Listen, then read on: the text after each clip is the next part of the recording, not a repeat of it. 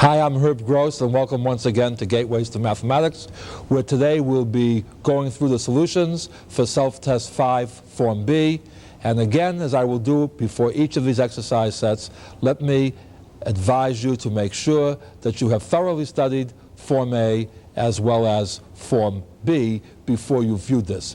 There is one exception, by the way. If you prefer to watch the solutions before you study them on your own, keep in mind that Form A and Form B are reversible. Forms A, B, and C, as you hopefully have noticed by now, all have the same 10 problems, only with different numbers. So it makes no difference which order you do these in. Use the style of learning which suits you the best. And with those remarks in mind, let's go to the board and get on with the exercise set. Some of the problems in this exercise set are simply rewordings of the type of problems that we were doing in the previous exercise set. You see, in this exercise set, we've really emphasized the fact that division is a ratio, that division, which is a ratio, is how we use common fractions. In other words, that when we do a division problem, it's directly associated with a fraction problem. So problem number 1 simply says, which quotient names the greatest rational number? And the quotients they give us are 3 divided by 4, 17 divided by 24, and 5 divided by 6. All right? Now, what does 3 divided by 4 mean? Remember, in a division problem, when we use common fractions, the dividend becomes the numerator, and the divisor becomes the denominator. In other words, we read this as what? 3/4, 3 over 4. See, 3 divided by 4 is 3/4. 17 divided by 24, that's 17/24. And 5 divided by 6, that's 5/6. Now you see, once we have it in this form, now we go back and solve this problem just as we would have in Self-Test 4. Namely, to compare these, it's not enough to look at the numerators. We have to have a common denominator. I will spare you the details of finding common denominators because that was in the last exercise set. Probably by inspection, you notice that the least common denominator here was 24. 4 goes into 24 6 times. 3 times 6 is 18. 24 goes into 24 once. 17 times 1 is 17. 6 goes into 24 4 times. 5 times 4 is 20. So the three ratios are 18/24, 17/24, and 20/24. And when the denominations are the same, the greater numerator names the greater number. So therefore, since this is the greater numerator, this is the greater fraction, and therefore 5/6 is the biggest ratio. And what I wanted to comment on over here is, don't be deceived by what things look like. A lot of times people look at these numbers and they say, gee, 5 and 6 are pretty small compared with 17 and 24. Well, sure, 17 and 24 are big numbers, but keep in mind what this is really saying. This is saying you're taking 17 out of every 24. Here you're taking what? 5 out of every 6. And that's the same as taking 20 out of every 24. Now the question is, if we can do this kind of a problem, where do we use it in real life? And in real life, whenever you divide one number by another, remember that numbers are adjectives modifying nouns. When you divide two nouns, you're finding a rate. And a very common type of rate is known as the unit price. And that's what I want to show you in the next problem. The next problem says, which of the following is the cheapest price? You can buy 40 pounds for $25.20. 30 pounds for $19.50. And 50 pounds for $30.50. I suspect when I copied this down, I left out an important piece of information. Because if you take this problem literally, the cheapest price is B. It says, which is the cheapest price? Well, of these three prices, obviously $19.50 is cheaper than the other two. I suspect the problem was worded, which of the following represents the cheapest price per pound? That's the way I'm going to solve the problem anyway. So, in other words, if I want to find the price per pound, I can measure the price either in dollars or in cents. I prefer to use cents at this stage of the course because if I use dollars, I'm concerned with a decimal point, and technically speaking, we don't handle decimals in this course until the 7th module. So, here's the idea. See, we're going to deal with dollars or cents per pound, and the key step in a ratio problem is that per can always be replaced by a division symbol. So in terms of part A, the number of dollars is $25.20, which we can call 2,520 cents. And the number of pounds, see, in other words, in cents, this is 2,520. And the number of pounds here was 40. So we have this division problem. 40 goes into 2,520. Well, 40 goes into 252 6 times. 6 times 40 is 240. We subtract, we get 12. Bring down the 0. 40 goes into 123 times, no remainder. Therefore, the first rate comes out to be 63 cents a pound. See, that would be called the unit price. That's the unit price. Let's see the unit price. See, the unit in this case is a pound. Let's find the unit price in the second case. The second case, we're paying $19.50. That's 1,950 cents, but for 30 pounds. So that's going to be what? 1950 divided by 30, which as a gazinta problem says 30 goes into 1,950. So we just do the long division here. 30 goes into 195 6 times. 6 times 30 is 180. 180 from 195 is 15. We bring down the 0. 30 goes into 150 5 times. So this comes out to be 65 cents a pound. By the way, let me just pause here for a moment to point out to you that a moment ago we showed that B was the cheapest price for the whole amount. But per pound, you see, it was only $19.50, but you're also getting what? The least number of pounds, or a smaller number of pounds for that amount. And so price per pound, that was a pretty high price. See? And I just want to point that out to you. Notice the difference between the total price and the price per pound. In fact, while I'm expounding this way, aren't there times when you might want to buy the cheapest package, even though it may not be the best unit price? For example, if you know that at dessert time in the house, the kids are going to eat whatever amount of ice cream you put down, whether it's a pint or a gallon.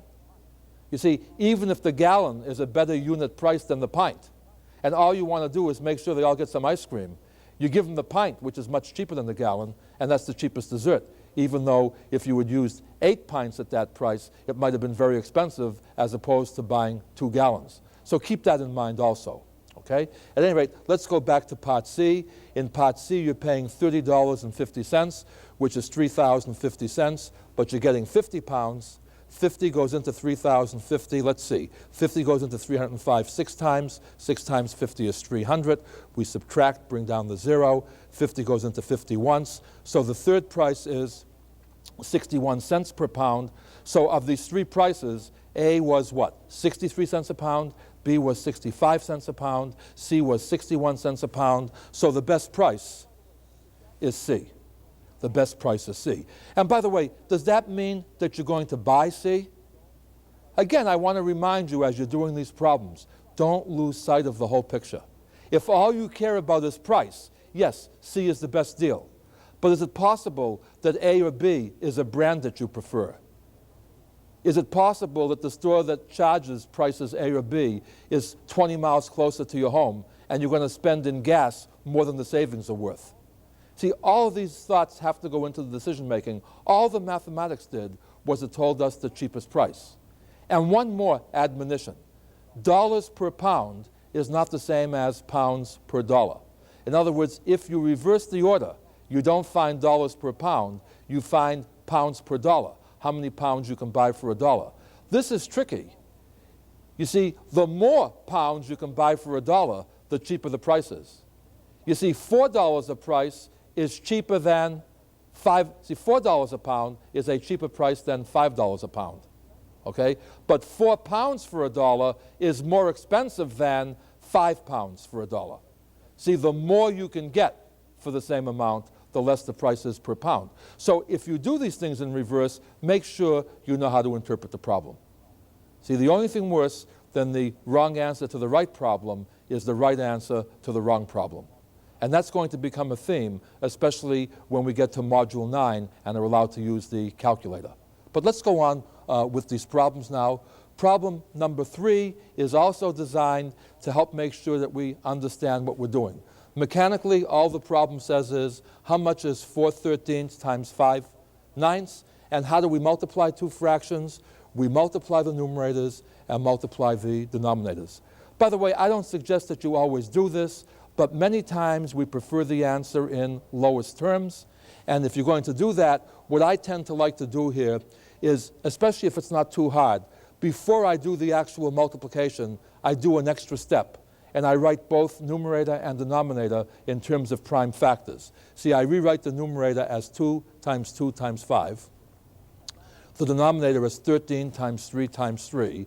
And now I notice that there is no common prime factor of the numerator and denominator. That tells me this is already in lowest terms. So now I multiply and I get what? 20 over 117. That's the mechanical answer, but what does it mean? And all it means is that if you're keeping 4/13 of 5/9 of an amount, you're keeping 20 out of every 117.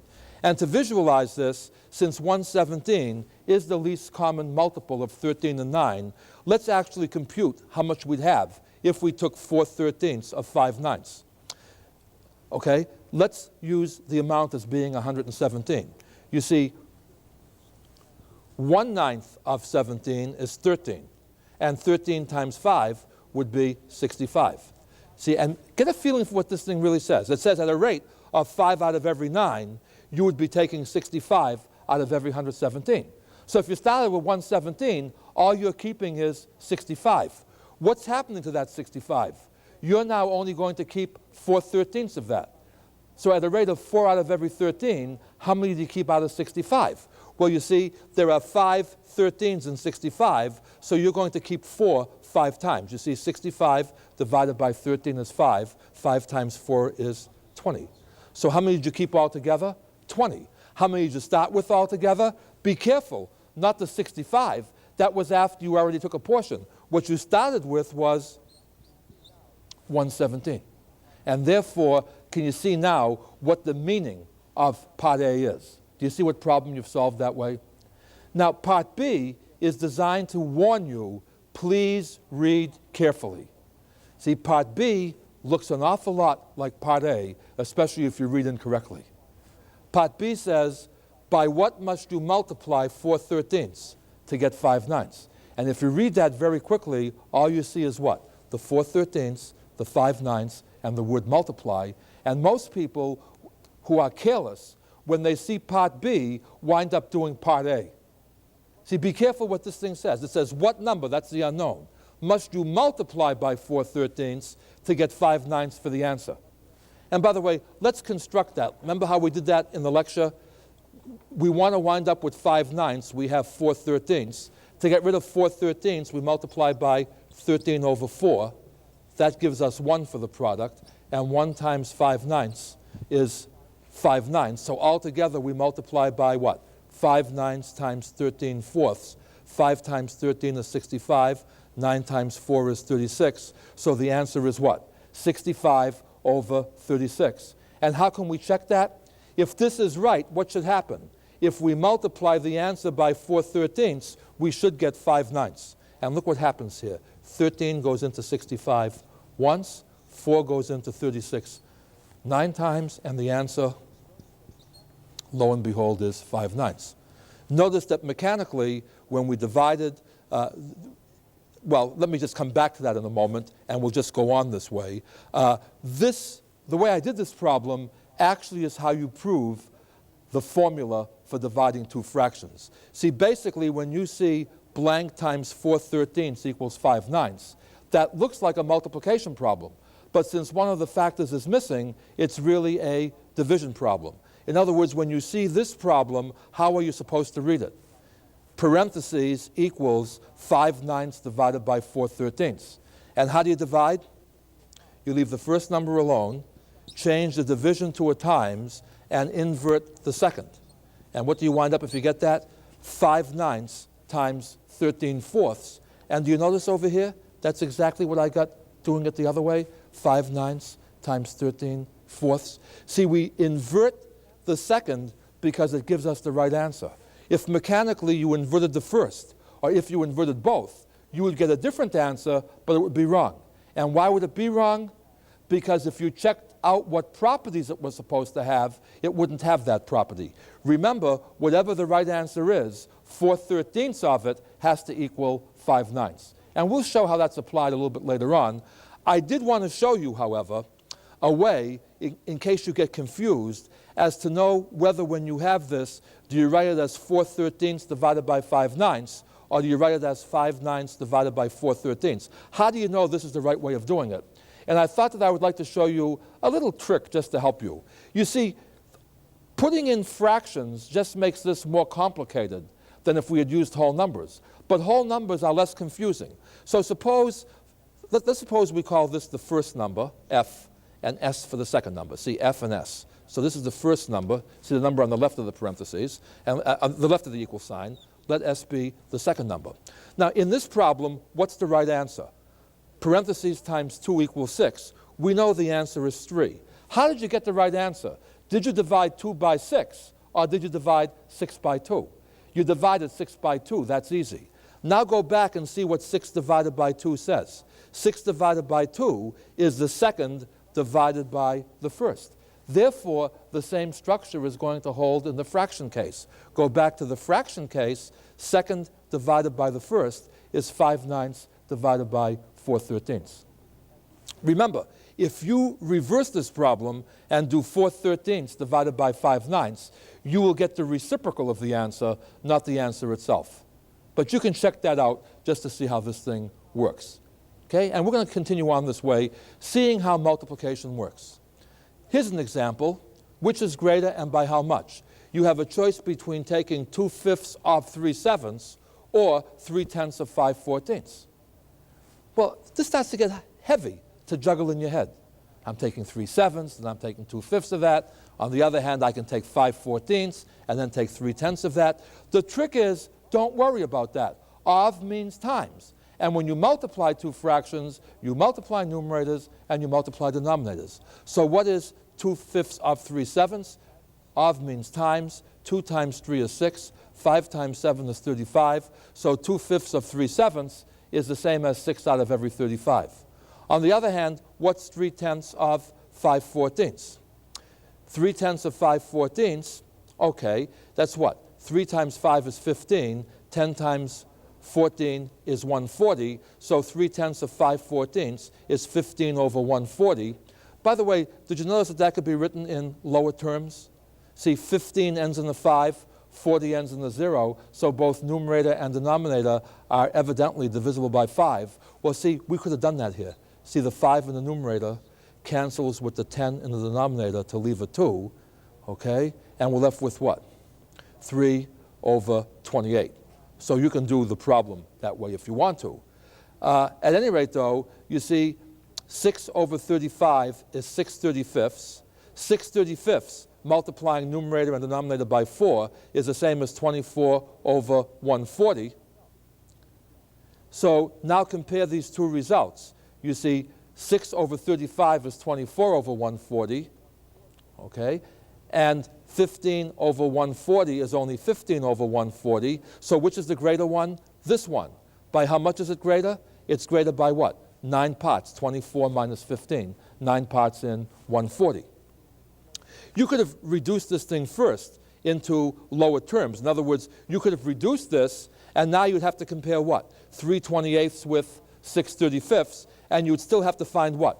A common denominator. Notice that 28, I won't factor the 4 here, breaks down basically into 4 times 7. 35 breaks down into 5 times 7. So once I have the 4 times 7, all I need is the 5. So 4 times 7 is 28, times 5 is 140, and I get back to the same problem.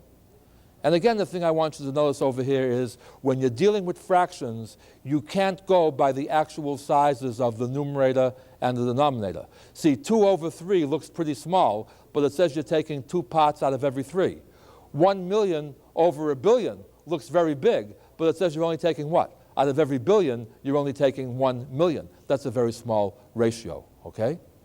Let's continue on this way and look for a few more practical examples. Problem number 5 says a recipe calls for 7/8 of a cup of sugar. You only want to make 2/3 of the recipe. how much sugar should you use? And by the way, just like some people try to avoid fractions in the real world, even if it gives them upward mobility, people will also do the same thing in using recipes if they're not good at math. Some people will say, well, what the heck? Why bother making 2/3 of the recipe? I'll make the whole recipe, and we'll just give out bigger portions, or I'll freeze what's not used. Other people say things like, well, I'll use the whole 7/8 of a cup of sugar, so it'll be a little sweeter, who cares? See, we have all sorts of rationalizations to get through in the real world. But suppose it was really mandatory to economize. For example, suppose you're cooking for an army, so to speak. And suppose the recipe calls for feeding 3,000 people, and you're only going to feed 2,000 people. What are you going to do, cook for the whole 3,000? I guess you could do that in certain places and just justify it as overhead. But for most people, you're really going to take what? The 2/3 of that amount. And I want to show you how easy that problem is if you're not afraid of fractions. You see, you want to make what? 2/3 of the recipe. So whatever ingredient is given, you're going to use 2/3 of that. You're only going to use 2 parts out of 3. Well, see, the part that's already used is what? 7/8 of a cup. Do you see the fractional part of the fractional part? The recipe already calls for a fractional part of a cup. And you're now going to take what? A fractional part of that. See, you're taking 2/3 of 7/8 of a cup. And how do you take 2/3 of 7/8? This is times. You can multiply numerators, multiply denominators, but I guess it's easier to reduce this thing first. 2 goes into 8 4 times, so the numerator would be 7, the denominator would be 12, so the answer would be what? 7/12 of a cup. That's how much you would use. 7/12 is what? 6/12 would be half, so the recipe says what? Just use a smidgen over a half a cup. And by the way, a small point, but a very important point, notice that the correct answer to this problem is not 7/12. It's 7/12 of a cup. In the real world, unless the noun is given as part of the question, you have to put the noun in. See, if the problem says how many miles are you going, if you say 50, it's understood that the 50 is modifying miles. If the problem says how far did you go, you can't say 50, because it could be 50 feet, 50 kilometers. You've got to give the label. So since this problem said how much sugar should you use, the 7/12 by itself is not a complete answer. It's like a person says, what do you want to wear today? You say, I want to wear a yellow. See, you've got to give the noun also. So how much sugar? 7/12 of a cup. Not 7/12 tablespoons, not 7/12 ounces, 7/12 of a cup. Okay? Let's go on to more exciting things. Let's see what we have next. I forget what the problems are until I see them here. Number 6 says, your friend buys 2/5 of a carton of books. You buy 4/7 of what's left. What fractional part of the carton did you buy? And if you have any hang-ups about fractions, this is the kind of problem that's going to do you in. Look at how many places fractions appear in the wording of this problem. And I want to show you how you can solve this problem by thinking whole numbers. I will first do this problem for you in an intuitive way, well, a relatively intuitive way. For some things, there is no real intuitive way, and I'll do it for you by the pure mathematics. See, method 1 says, when you're afraid of something, but not afraid of something else. If the two are related, think in terms of the thing you're not afraid of.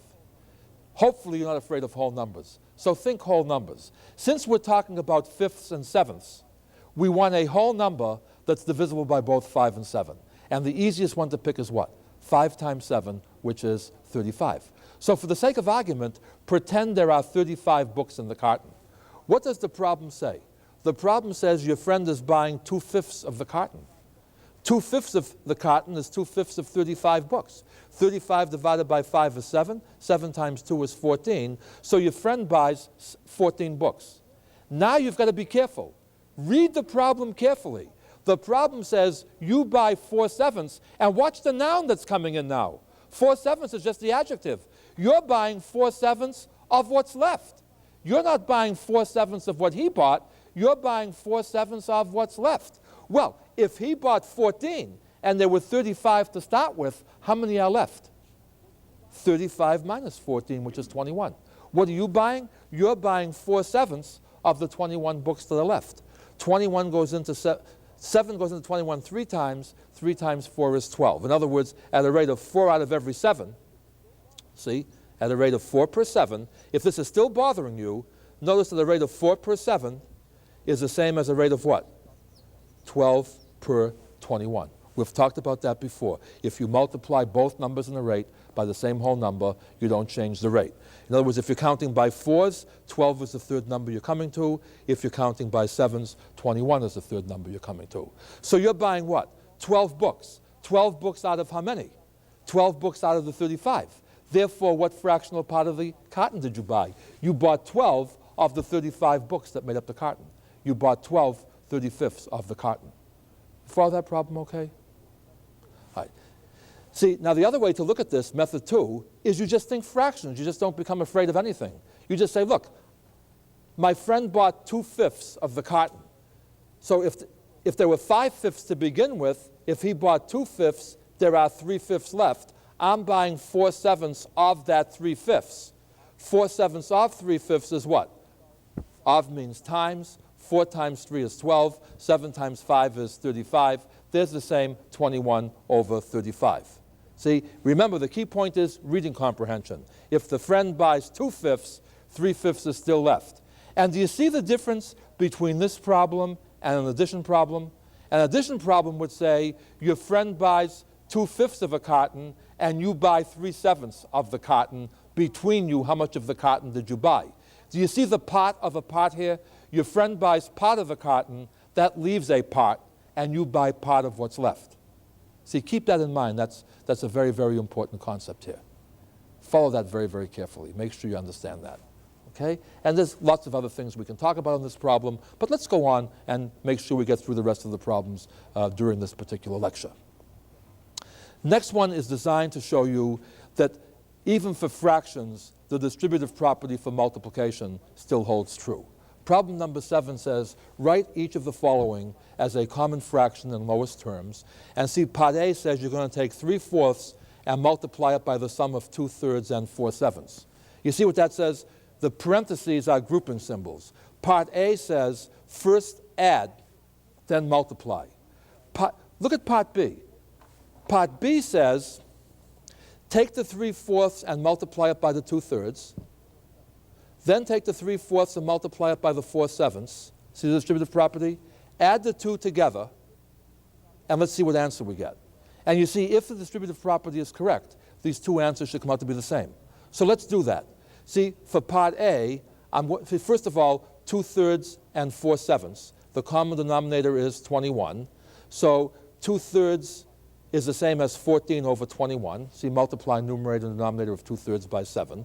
4/7 is the same as 12 over 21. So you just multiply numerator and denominator of 4/7 by 3.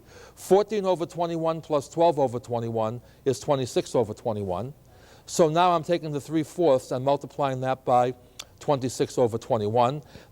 That gives me 78 over 84. Problem was supposed to be in lowest terms. How do I know this isn't lowest terms? Well, because this ends in an 8, this ends in a 4. They're both divisible by 2. Secondly, 7 plus 8 is 15. 15 is divisible by 3. 8 plus 4 is 12. 12 is divisible by 3. 15 is divisible by 3. So in other words, if a number is divisible by both 2 and 3, it's divisible by 6. If I divide 6 into 78, I get 13. If I divide 6 into 84, I get 14. So the answer should be 13 over 14. A quicker way of getting this would have been to do what we learned earlier, namely any common factor from any numerator with any denominator in a multiplication problem can be canceled. So the 3 goes into 21 7 times, 2 goes into 4 twice, 2 goes into 26 13 times, 1 times 13 is 13, 2 times 7 is 14. So the answer to part A is 13 over 14. Now let's go and see if we get 13 over 14 for part B. Part B starts out kind of nice, because basically all we do in part B is we can reduce this to lowest terms. See, the 3 here cancels with the 3 here. The 2 here cancels with a 4 here to give me a 2. So the first term simply reduces to 1 times 1 over 2 times 1. That's 1/2. The second term, the 4's cancel, and so I get 3 times 1 over 1 times 7, which is 3/7. When I'm dealing with halves and sevenths, the easiest common denominator is 14. 2 goes into 14 7 times. 7 times 1 is 7, so the first one is 7/14. 7 goes into 14 twice. 2 times 3 is 6, so I have 7/14 plus 6/14. That, of course, is 13/14, so the answer still checks. Okay? Now, problem number 8 is designed to show you that just as with whole numbers, when you divide, you have a problem if you change the grouping. In other words, whereas multiplication does have the associative property, division doesn't. So problem A says, write as a common fraction in lowest terms. Part A tells you 8 ninths divided by 6/7 divided by 2/7. And part B says 8 ninths divided by 6/7 divided by 2/7. As I said that, didn't A and B sound alike? See, what makes this thing different is the parentheses. In part A, the grouping says, look, start with 8 ninths and divide that by 6/7. Then whatever answer you get, divide that answer by 2/7. Part B says, remember, look at the parentheses, divide 6/7 by 2/7, and whatever answer you get, make sure that 8 ninths is divided by that answer. See, here you're going to do this first, then this. In part B, you're first going to do this, then this. So let's do that. Let's do that. See, how do I divide? I leave the first factor alone, change the division to a times, and invert the second factor. So this is going to be 56 over 54, which I could simplify now, but why bother? You see, I can always simplify this, but there's an outside chance that maybe when I do the next part, I'll even have more factors that will cancel. It doesn't happen to happen in this problem, but I just want to show you that technique anyway. See, I'm going to take this number and divide that by 2/7. How do you divide by 2/7? You multiply by 7 over 2. See, to divide by a fraction, you multiply by its reciprocal. So I have what? 8 over 9 times 7 over 6 times 7 over 2. By the way, once I have this, I can now remove the grouping symbols because once everything is stated in terms of multiplication, multiplication is associative. So now if I want, I can say what? The 2 in the denominator cancels with the 8 in the numerator, leaving a 4. The 4 in the numerator, I can take a 2 out of that. The 2 also cancels with a 2 in the denominator, leaving me a 3. Okay? And I take this whole thing. 2 times 7 is 14. 14 times 7 is 98. 9 times 3 is 27, so the answer is 98 over 27. That's in lowest terms because the only prime factor of the denominator is 3, but the numerator isn't divisible by 3. How do I know the numerator isn't divisible by 3 without even going any further? Because 9 plus 8 is 17. 17 is not divisible by 3, and a number is divisible by 3 if and only if the sum of its digits is divisible by 3. Part B says what? Same problem, only now you're going to work with 6/7 divided by 2/7 first. Well, see, how do you divide 6/7 by 2/7? You leave the 6/7 alone, change the division to a times, and invert the 2/7. So it becomes 6/7 times 7/2. The 7's cancel. 2 goes into 6 3 times. By the way, that's interesting. You notice this whole thing reduced to 3? Look at why. There was a common denomination here. You have 6/7 and 2/7. How many times bigger is 6 than 2? 3 times bigger. See, 6 of anything is 3 times bigger than 2 of that same something, so you should expect that 6/7 should be what? 3 times bigger than 2/7. But one of the beauties of mathematics is that even if you don't suspect it and don't even think it's going to happen, the mathematics comes out and does it for you anyway. So now we have what? 8 ninths divided by 3, which is the same as 3 over 1. How do you divide by 3 over 1? You multiply by 1 over 3. So we leave the 8 ninths alone, change the division to a times, and we invert, okay? And then we get what? 8 ninths times 1/3 is 8/27. 8/27, okay? All right, let's go on. Here's one similar to one that we did in the lecture. An object travels 4/5 of a mile in 2/3 of a minute. What is its speed in miles per minute? Part A. And part B says, what is the speed in miles per hour? And again, this is a very easy problem to do if you do it mechanically. In fact, I'm going to show you how much easier this problem is to do mechanically than to do the logic way. See, we want what? miles per minute. That means we're going to take the number of miles, which is 4/5, per means divided by, and the number of minutes is 2/3. So the arithmetic simply says what? 4/5 divided by 2/3, and the label will be miles per minute. 4/5 divided by 2/3, how do we divide? You leave the 4/5 alone, change the division to a times, invert the 2/3 to get 3/2. 2 goes into 4 twice, so you get 6/5 miles per minute. Again, if this bothers you, 6/5 of a mile per minute is the same rate as what? 6 miles per 5 minutes. In other words, this is per 1 minute. If I times this by 5 and this by 5, you see a rate of 6/5 of a mile per 1 minute is the same as 6 miles per 5 minutes. See, this sounds like a fraction, this sounds like a whole number, but who cares? The answer is 6/5 of a mile per minute. How many minutes are there in an hour? 60. So if you go 6/5 of a mile every minute, in an hour you're going to go 6/5 of a mile 60 times. 6/5 of 60, see 5 goes into 60 12 times. 12 times 6 is 72. So this may sound a little bit funny to you. How can you be going 72 miles per hour when you're going 4/5 of a mile in 2/3 of a minute? And the answer is, even though 4/5 of a mile isn't a very big distance, you see, 2/3 of a minute is a relatively short period of time. There are 90 of those in an hour. So you're going 4/5 of a mile 90 times. But at any rate, that should give you a feeling for the problem. Let me show you, by the way, how the logical way works out. And just to show you how much more difficult it is in terms of the conscious thought process you have to go through. See, if you can do 4/5 miles in 2/3 of a minute, see, 2/3, in 1 minute you're going to do, in 1/3 of a minute, you're going to do half of what you do in 2/3. So 1/2 of 4/5 is 2/5. And if you go 2/5 of a mile in every third of a minute, since it takes 3/3 of a minute to make a whole minute, you're going to go 2/5 of a mile 3 times in 1 minute. And 2/5 times 3 is 6/5. So the answer still comes out to be what? 6/5 of a mile per 1 minute. But do you notice how much more thinking you have to do that way? See, if you really learn what I'm trying to teach you, if you have a math aptitude, great. The shortcuts will suggest themselves and the more logical forms will suggest themselves. If you don't have a mathematical aptitude, thinking of fractions in terms of whole numbers will give you a much better chance to understand the plausibility of your answers than by doing it by another method.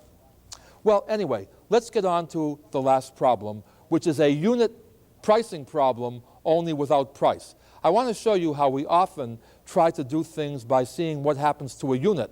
And based on what happens to a unit, we then determine what happens to other units. See, I'm going to draw a map to scale. And the problem says a map uses a scale of 1/8 of an inch to represent a distance of 50 feet. And don't be confused by this. Some people say, how can you do this? Aren't there 12 inches to a foot? That's only for a true length. What we're saying is, here's a distance, great big distance, we want to draw it on a piece of paper. So we say, okay, every 50 feet of true distance is going to be scaled to down to 1/8 of an inch on our map. So every 1/8 of an inch represents 50 feet.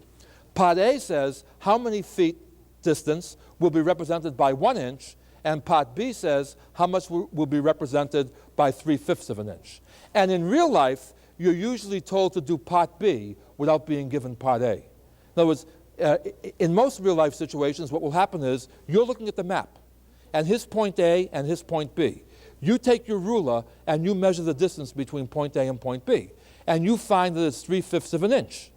Now you look for the scale on the map, and the scale says every 1/8 of an inch is 50 feet. So you now have to figure out, okay, if 1/8 of an inch is 50 feet, how many feet will 3/5 of an inch be? Do you understand that type of a problem? And I want to show you how you think whole numbers to solve this. What you're going to do is, instead of fooling around with 1/8, fool around with a whole inch, because that's easier to handle.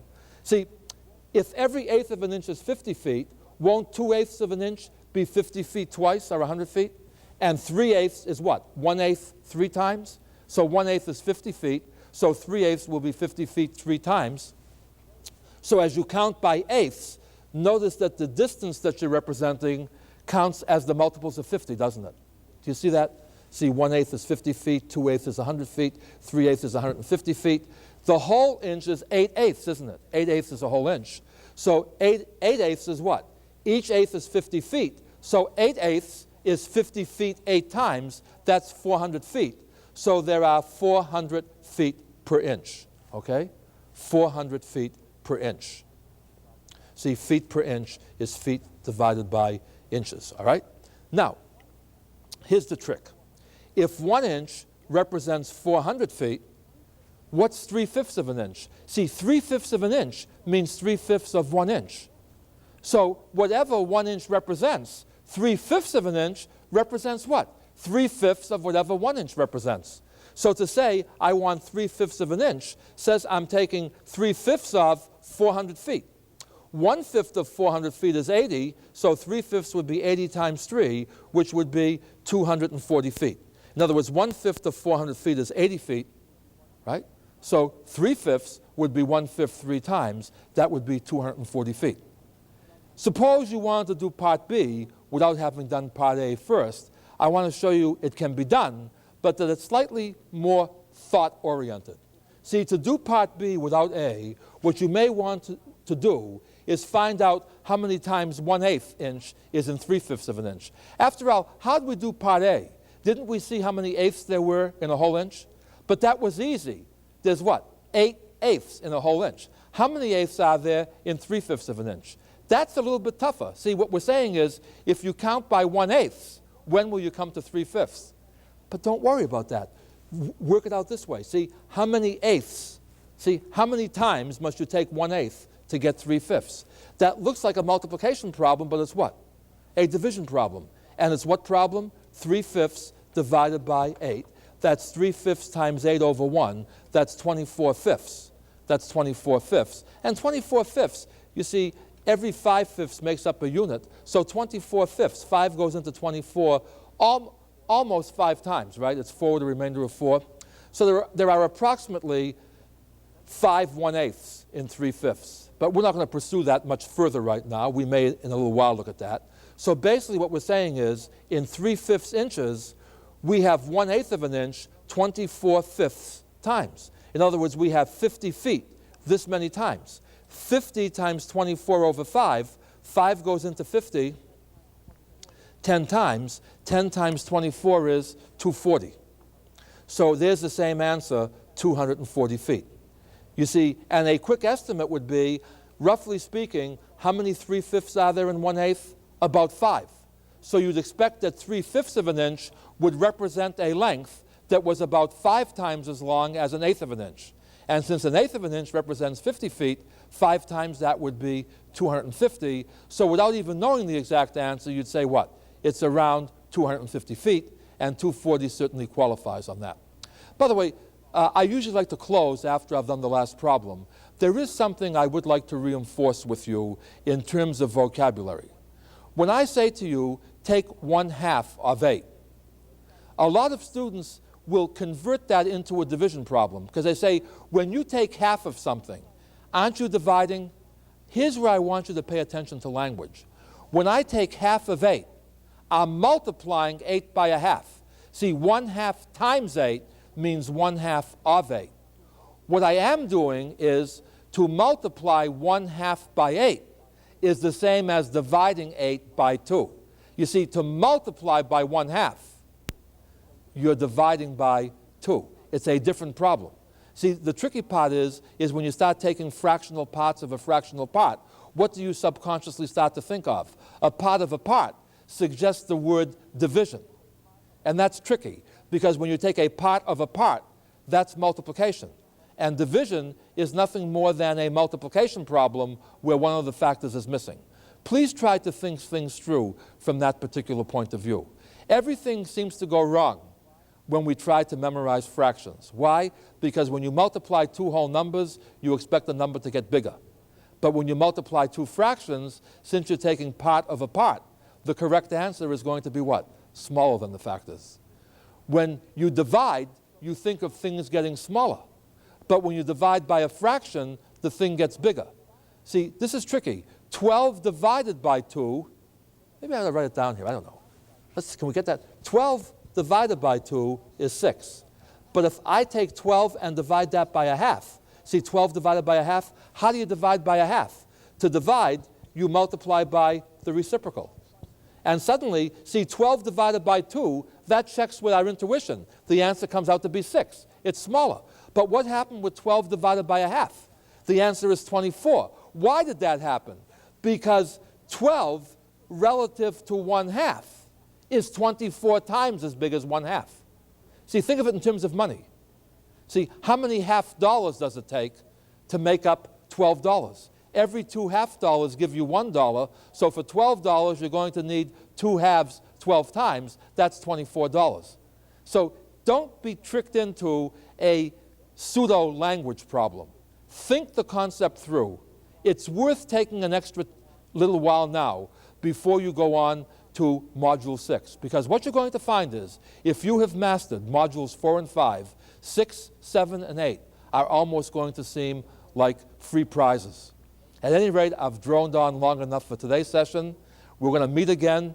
When we do, we're going to be discussing Module 6, which deals with a new concept called mixed numbers. Until that time, continue to have fun, work hard, stay young. Look forward again to seeing you soon.